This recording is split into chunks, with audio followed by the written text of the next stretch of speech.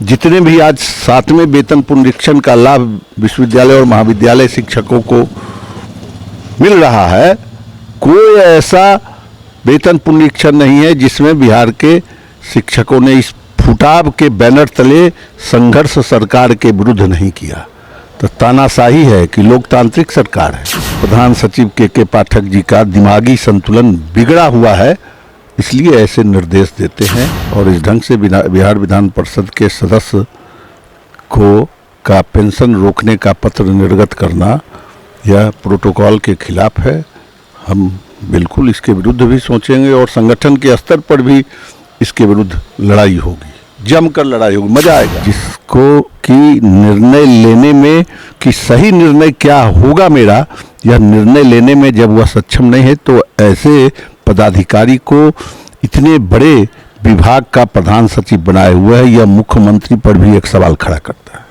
नमस्कार, आप देखना शुरू कर चुके हैं फर्स्ट लुक बिहार। मैं सिजल आपके साथ। अभी हम मौजूद हैं एमएलसी संजय कुमार सिंह के साथ। उनसे बात करेंगे, वो एक शिक्षक भी, और जानेंगे कि ऐसी खबरें हैं कि के पाठक ने उनके वेतन रोक दिया था। ऐसा क्या बात हुआ था जो के पाठक ने आपको वेतन रोक दिया? पहले तो वेतन, हम रिटायर्ड प्रोफेसर हैं, वेतन कहाँ मिलता है?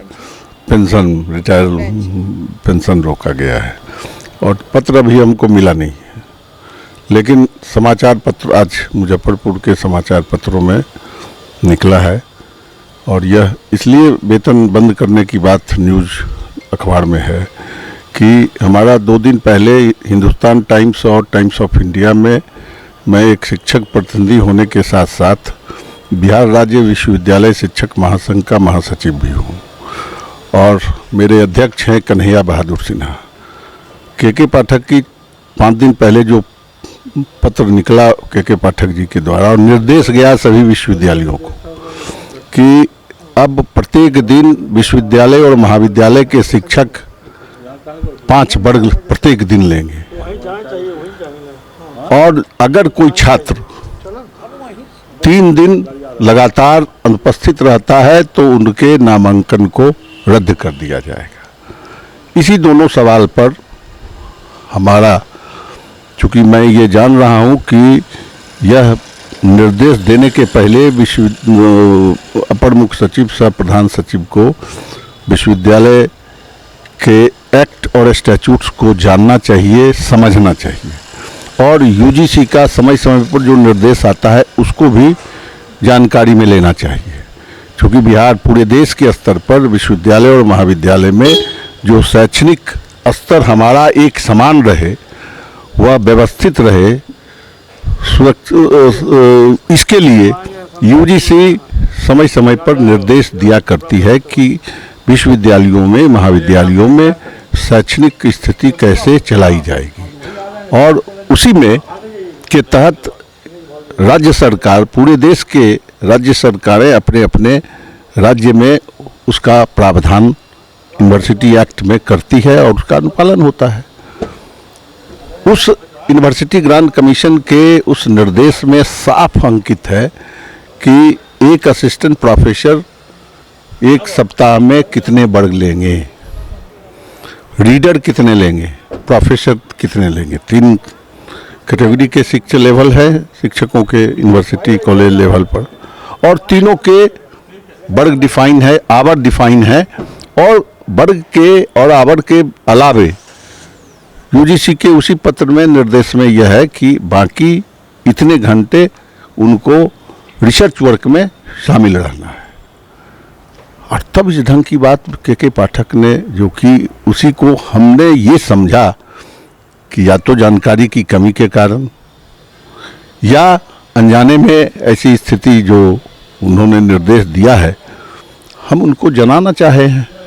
विरोध की बात नहीं है, हमने वस्तु स्थिति जनाया जो है और उसके तहत हमने बयान दिया और उसी के तहत ये निर्णय लिए हैं। तो ये तो लगता है ऐसे निर्णय से और निर्देश से कि उनको यह भी नहीं मालूम कि यह बिहार राज्य विश्वविद्यालय शिक्षक महासंघ 1962 का संगठन है।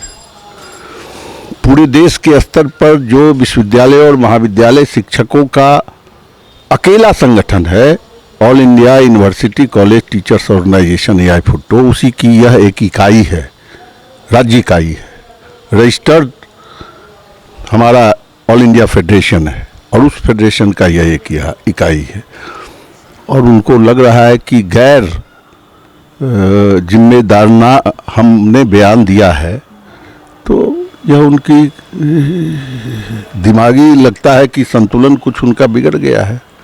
तभी ऐसी बात बिना यूनिवर्सिटी एक्ट, स्टैट्यूट्स, नियम कानून को जाने समझे अगर कोई बात संगठन 1962 में यह बिहार राज्य विश्वविद्यालय शिक्षक संगठन का गठन हुआ और उस दिन से लगातार राज्य में विश्वविद्यालय और महाविद्यालय शिक्षकों के शिक्षा के शैक्षणिक माहौल के स्तर कैसे बने रहें, इसके सवाल को उठाता रहा है। सरकार भी इसको हमेशा हमारे सुझावों को मानती रही है। जितने भी आज 7वें वेतन पुनरीक्षण का लाभ विश्वविद्यालय और महाविद्यालय शिक्षकों को मिल रहा है, कोई ऐसा वेतन पुनरीक्षण नहीं है जिसमें बिहार के शिक्षकों ने इस फुटाव के बैनर तले संघर्ष सरकार के विरुद्ध नहीं किया। तो तानाशाही है कि लोकतांत्रिक सरकार है, और इसीलिए लगता है कि अपर मुख्य सचिव सह प्रधान सचिव के पाठक जी का दिमागी संतुलन बिगड़ा हुआ है, इसलिए ऐसे निर्देश देते हैं। आप सत्ताधारी पार्टी में और साथ ही साथ आपने कहा कि सरकार हमेशा आपके प्रस्ताव पर कार्य करती है या उसको मानती है, तो आपको क्या लगता है अब इस बयान के बाद आगे क्या कार्रवाई होगी? कार्रवाई होगी। हम तो अपने व्यक्तिगत कार्यक्रम में व्यस्त हैं। कल के बाद पटना जाएंगे और हम विधान परिषद के सदस्य भी हैं, और इस ढंग से बिहार विधान परिषद के सदस्य का पेंशन रोकने का पत्र निर्गत करना यह प्रोटोकॉल के खिलाफ है। हम बिल्कुल इसके विरुद्ध भी सोचेंगे और संगठन के स्तर पर भी इसके विरुद्ध लड़ाई होगी, जमकर लड़ाई होगी, मजा आएगा। अच्छा, के पाठक का क्या लगता है कि इस पर क्या फिर प्रक्रिया होगी? वो तो वो जानेगा, हम कैसे बताएंगे इसको। तो अभी ये टक्कर चलने वाली है? टक्कर नहीं चलने वाली है, बिल्कुल उनको धराशायी होना है, चूंकि वो नियमों के विरुद्ध ये निर्देश दिए हैं।